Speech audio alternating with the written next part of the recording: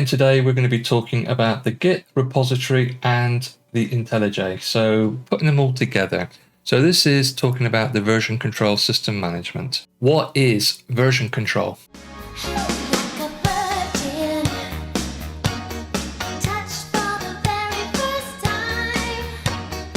Well, it's not that. Let me go through what version control is. So first of all, version control allows the tracking of changes to software, who made those changes, and compares code to previous version code. Also aids to collaboration of projects, so users can develop their own branches to make changes and then request merges with the original project. Visibility is available to all authorized users, and projects can be made public to help solve problems. So what is Git? It's not that. Git allows users to save the current state of a software project and add to a local Git database. It takes a snapshot of all the content or records only the changes. Git is local to your network or system. And there are three states. There's modified, staged, and committed. So modified means that changes have been made but not yet committed. Staged means that files that have changed are marked for commit. Committed means that changed information is now stored in your local database. Okay, so let's have a quick look at the Git workflow. So a basic Git workflow looks something like this. You modify the files in your working tree. You selectively stage just those changes you want to be part of your next commit, which adds only those changes to the staging area. You do a commit, which takes the files as they are in the staging area and stores that snapshot permanently to your Git directory. So what is a Git repository? Okay, so a Git repository is a holding area for all your projects. Within a Git repository, you will be able to store all your updates to your various projects. And if you are using Git locally, your repository will also be stored locally on your computer or somewhere within your local area network. However, there are remote Git repositories. And here's three for me to show you now. So the first one is the popular one, which is GitHub, GitLab, and the third one is Bitbucket. All three of these are very popular. There are many, many more. So the first demo that I'm going to run is going to be to create and configure a local Git repository. So this would be held locally on your computer. The second demonstration I'm going to do is setting up a remote Git repository using GitHub. And the third demonstration I'm going to do is to tie it all together by setting up IntelliJ Idea to access both of these. So let's get started. Okay, so what I'm going to do is I'm going to install Git on Windows 10. So the first thing I need to do is go to the Git website. So I'm just going to type in Git. So this is the website I need to go to download Git. So I'll just click on this link here. And I need to go to downloads. And because I'm using Windows, I shall download the Windows version. Having said that, the system has already identified which version I need, so I'm just going to click here. So if you're running Mac, you'll see Mac in here. If you're using Linux, you'll see Linux in here. I'm going to download directly from here. And it's this version that I want, so I'm just going to click here to download it. Now, just to show you that I haven't actually got it installed currently, I'm just going to go down here and type in cmd. That brings up my command prompt. I'm going to run it as administrator. That saves a little bit of time. And then I'm going to hit yes. If you've not seen the command prompt before, this is it. It's based on the old-fashioned DOS disk operating system. I'm just going to go into the root directory. I use cd, that's change directory. And then if I type in git ---- version, you'll see it doesn't recognize what Git is. So I'm going to come back into here. I've downloaded it, so I'm just going to go over to my downloads folder. There it is. Simply double click on it. Yes. And I'm just going to run it from there. So it's going to install on my hard drive. I'm going to go for the additional. Let me just do that. And we'll add that to, and might as well check for updates. Okay. Additional icons on the desktop. Yeah, they're all there. And it's going to save it to Git. Okay. So here we go. Use Vim, yeah, why not? Most of this is just a case of clicking next. Override default branch. Well, I haven't got any repositories, so I'm just going to let Git decide. Git from the command line and also third-party software. Yeah, use Git and optional. No, I'll stick to what it's got there. I'm not going to let it just be Git bash only. So I'm going to allow third-party software. This is going to help support using it in IntelliJ. So I hit next. Might as well use the bundled. So yeah, and I'm going to use the OpenSSL and check out Windows style. Yeah, okay, that's fine. Yep, next. Enable file systems caching. Next. Enable experimental support for pseudocodes. I'm just going to leave those actually. So I'm just going to go to install. Just let it install. Now it shouldn't take too long to do this. So we'll just wait patiently.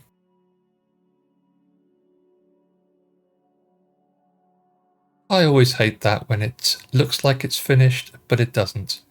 Okay, let's have a look at Git bash as well. So I'm just going to say finish and it's going to launch Git bash. So that seems to be working pretty well.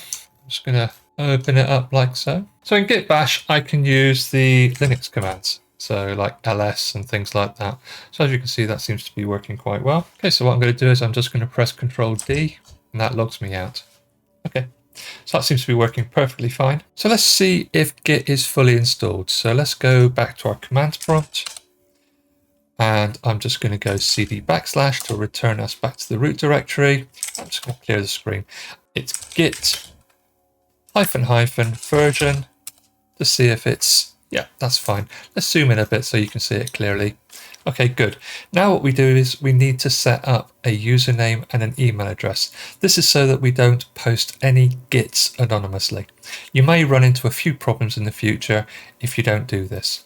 So to do that, we go to Git and it's config -- global and it's username. And then inside the username, we put in the username itself. So I'm going to put in Coder. Make sure you put them in the speech marks, press return.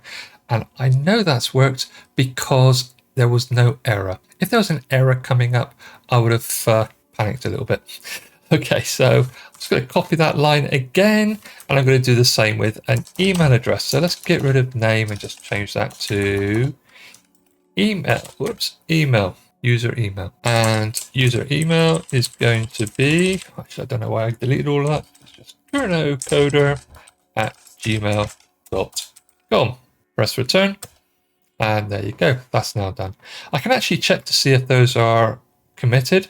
So we'll go git config -- list. And hopefully at the very bottom, yep, I can see Coder and the username and user email is coder@gmail.com. So that's all working fine. So let's clear that. So that's pretty much it for installing and setting up Git. Now that I've got that installed, it's local to my system, so I'll be able to do some work with it. I don't know if you noticed, but if I did type in just Git on its own, I get a whole list of commands that I can now use, which are all going to help me set up the various Git repositories. Okay, so we'll move on to the next demo. Okay, so now we're going to set up the GitHub account. So I'm just going to simply go to my browser and I am going to go to GitHub. Okay, there you go. Oh, be careful if you do run into this problem. I don't want to open any of these. I actually want to open this one. So it's github.com. Okay, so this is the page that you want to be seeing. I was wondering what's happening with the planet. It should look a lot better than that, but let's move on. Okay, so first of all, I need to sign up to GitHub. So I'll just do that up here. No, it says you can do it down here as well. So let's plug in. So I'm going to use the same email address I use for my repository. So that is coder@gmail.com. Hit continue. Okay, so I'm just going to create a password. Okay, so I need to set up a username. So let's just go for coder. Okay, so that is available. Good. So I'll hit continue. Would you like to receive product updates? I say no. Okay. Please solve this puzzle to verify that you are human. Click start puzzle to continue. Okay, so you've got all something new. Pick the spiral galaxy. There you go. There you go. That's quite nice. Would have been a bit tricky if you didn't know what a spiral galaxy is. Hit create account. Okay, so in my email, I will have received a code. So just bear with me a second as I go and get the code. Okay, so I've just entered the code. How many team members will I be working with? So I'm just going to say it's just me for now. Hit that. You can actually skip personalization. So I'm just going to hit skip personalization. There you go. Let it fly through. And here I am. Okay, that was easy. So that is setting up a GitHub account. So a GitHub account is an online repository that I can now upload my material to. I can go over to my profile over here. Here's my profile. There you go. And you can see I've got no repositories at the moment. This is quite nice because you get to see every time you submit a repository in here. Okay, that's pretty much it for this demo. So we'll move on to IntelliJ.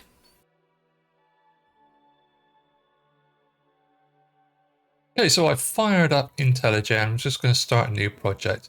This is a new start to IntelliJ. I've not actually installed it on Windows 10 before. So we'll just fire up a new project. And I'm going to do Hello World. There you go. I need to set up an SDK, so let's just do that. So I'll download an SDK. I think we'll have that one. I usually use Oracle, so that's not a problem. It's the latest version. Let's wait for it to go in. It's always good practice to do these kind of things now and again. Okay, so that's all done. Hit create. That didn't take long, did it? We've now got it all fired up. Now, if you remember from what I said to you before, we're working on a version control system. At the top here, you can see VCS. We'll be using that in a moment. I'll create a new class. We'll call it Hello World. So let's just do that. New class. Hello World. There you go. And we'll put in a main method because we normally do that. And I'm just going to output Hello World. And we'll quickly run it just to make sure it's working. Run Hello World. And there you go. Hello World. Fantastic. So one of the things you'll notice is at the top here, we have VCS. That's our version control system. Load of stuff in there, but we're going to avoid going in there at the moment. What we are going to do is we're going to go over to File and we're going to go to Settings. And in Settings, we need to set up our version control system. So we come down to version control down here. And what we want to do is we want to set up GitHub. So let's just do that. So what you'll get presented with is a blank page. Now you can either click on the plus up here or the add account. So I'm just going to hit add account. Now your three options are login via GitHub, login with token, or login to GitHub Enterprise. Now you won't have had GitHub Enterprise installed unless you are running a large business. The likelihood of having a token is quite minimal, so I would suggest going for the login via GitHub. So this is opened up in JetBrains, and what it's going to say is authorizing GitHub. If you have set up GitHub on the same computer, then the likelihood is when you hit the authorizing GitHub, it will just do it. You may log in. So let's have a look what it says here. So it's actually saying authorize JetBrains IDE integration with GitHub. So I'm just going to do that. Authorize JetBrains. Boom. That's actually in the GitHub account. And you'll see that it's all done for me. So I can actually now close this screen. Okay, and also I will see my account appear in this screen here. So let's just OK that a moment. We'll go up to VCS, and what I'm going to do is share project on GitHub. So I'm just going to click on that. It's called Hello World. If I click on this button here, this would make it private, which means only I and anyone I authorize can view the repository. Okay, so I'm just going to hit share. So this is going to set up the initial commit. So you can see it's called initial commit here, and I'm going to add it. Do you want to? Yeah, I usually do anyway, so I'm just going to add that. And I've successfully shared the work on GitHub. Now, if I go over to my GitHub, hopefully it'll just go straight in, which it has done. I'll go over to my profile, view my profile, I should have a repository. Look, I've got a little square here telling me that I've got a contribution. In fact, I've got 4 contributions. Here's my repository up here. Click on that. It does actually say it's Java, so it recognizes it. I'm going to go into SRC, have a look at my file, and there it is. So that's working fine. Now also what I can do is I can update that file. So if I do hello world, and then I do a second line working on GitHub, I'm happy with that. Let me just run it to make sure that it works. Okay, so we'll just come up to this little icon here, run it. Hello world, working on GitHub. So I'll come up to here. Instead of going back down to GitHub, what I can do is I can just commit up here. So I'm just going to do that. Hit the commit button. Now here, I need to give a reason why I'm providing this change, because you can see there's a change in one file, this one up here. So what I'll do is I'm just going to say updated the hello world file with a second output. There you go. And I'm just going to hit commit and push. Rather than just commit, I'm just going to hit commit and push. This will tell me what file it's going to change. I hit push. One file updated. Let's go over to GitHub a moment. We will come back to SRC, and hopefully when I come back into here, you'll see that we've now got the 2 lines. Let me just zoom in so you can see. Whoops, there you are.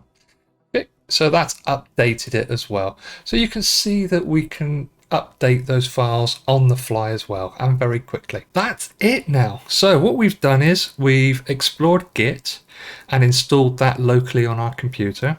We've also checked to make sure that it's working. We then set up and created an account on GitHub, and then we went into IntelliJ. We configured IntelliJ and sent our first repository. All done. Well done if you've managed to do this. Any problems, why don't you leave something in the comments below? And also, if you enjoyed this video, why don't you give me a big thumbs up? That would be brilliant, because that really helps my channel and helps it to grow. And even better, if you've not subscribed to my channel, why don't you subscribe it and ring that little bell next to it so you get notified every time I upload something new.